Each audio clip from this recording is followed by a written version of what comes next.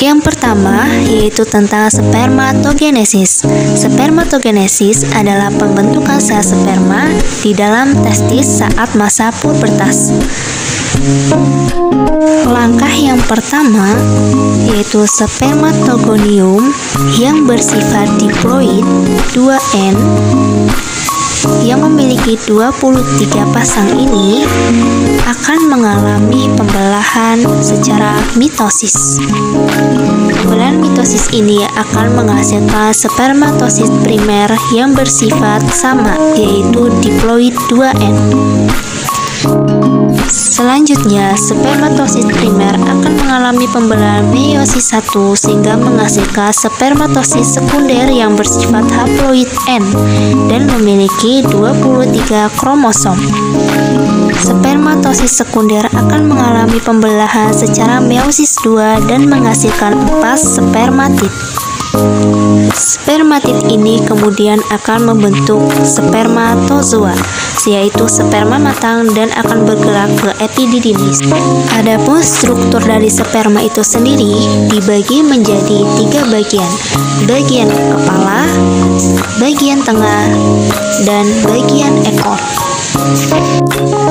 Bagian kepala pada sperma terdiri dari akrosom yang berbentuk kubah di ujung kepala sperma yang membantu sperma menembus sel telur. Nukleus mengandung materi genetik DNA dan protein, membawa duplikat materi gen partenal ke oosit. Bagian leher berfungsi untuk menghubungkan kepala sperma dengan ekor sperma. Bagian tengah sperma terdiri dari mitokondria yang berfungsi untuk menghasilkan energi. Bagian ekor mengandung membran plasma yang berfungsi untuk melindungi sperma dari cedera dan merespon tantangan fisiologis. Pembahasan selanjutnya yaitu tentang proses oogenesis. Oogenesis adalah proses pembentukan sel telur yang terjadi pada wanita. Pada proses oogenesis terdapat 3 fase. Yang pertama fase penggandaan, yang kedua fase perkembangan, dan yang ketiga fase pematangan. Masuk ke dalam fase pertama, yaitu fase penggandaan. Oogonium yang bersifat diploid 2N akan mengalami pembelahan secara mitosis.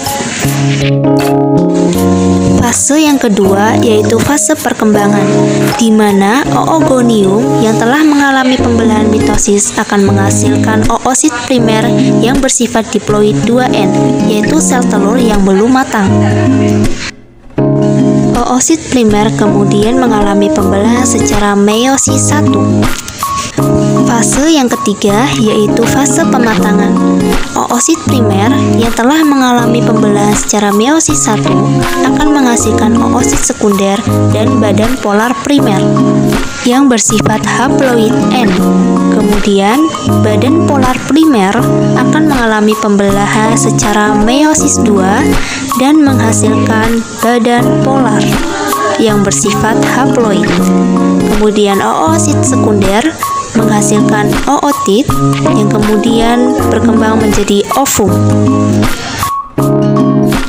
Adapun struktur dari ovum, struktur ovum terdiri dari nukleus atau inti sel yang berfungsi menyimpan informasi dalam bentuk DNA, mengontrol pertumbuhan dan pembelahan sel telur.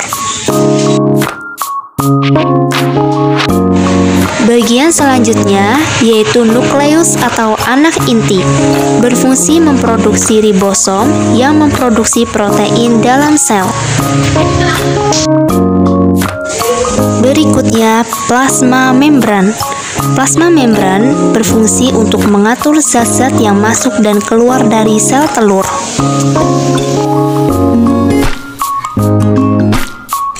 Selanjutnya adalah sitoplasma.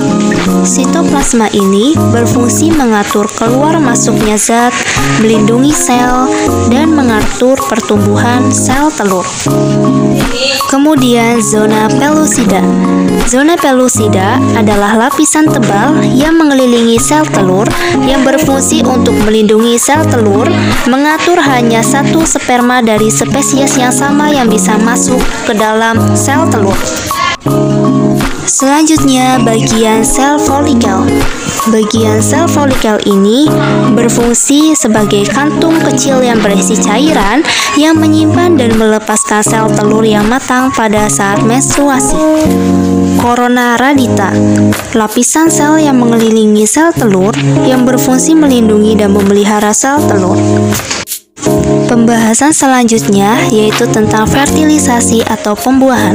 Fertilisasi terjadi pada wanita, tepatnya di dalam tuba falopi. Proses fertilisasi yang pertama yaitu ovulasi. Terjadi pengeluaran sel telur dari ovarium. Setelah sel telur keluar dari ovarium, akan mengalami peleburan sel telur dan sel sperma menjadi zigot. Setelah itu, pada hari ke-1 terjadi pembuahan. Selanjutnya hari kedua terjadi pembelahan pertama yang menghasilkan 2 sel embrio.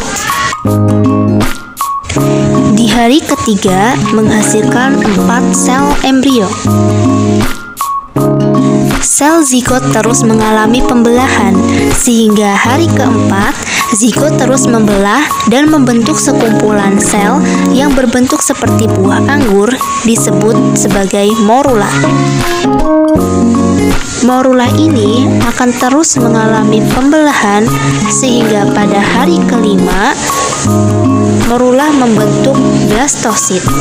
Blastosit ini kemudian akan menempel ke dalam endometrium yang disebut proses implantasi. Jika proses implantasi dan pembuahan terjadi, maka akan membentuk embrio. Embrio inilah yang kemudian akan berkembang menjadi janin di dalam rahim. Ini adalah gambar di mana sel sperma menembus dinding sel telur. Adapun bagian-bagian dari dinding sel telur dan sperma, pada dinding sel telur ada sel folikel, yaitu kantung kecil berisi cairan yang menyimpan dan melepaskan sel telur yang matang pada menstruasi. Kemudian ada membran plasma yang mengatur zat yang keluar masuk sel telur. Selanjutnya zona pellucida, lapisan tebal yang mengelilingi sel telur untuk melindungi dan mengatur hanya satu sel sperma dari spesies sama yang bisa masuk ke dalam dinding sel telur. Bagian granula kortikal yaitu organel yang terikat membran yang tidak dibuahi.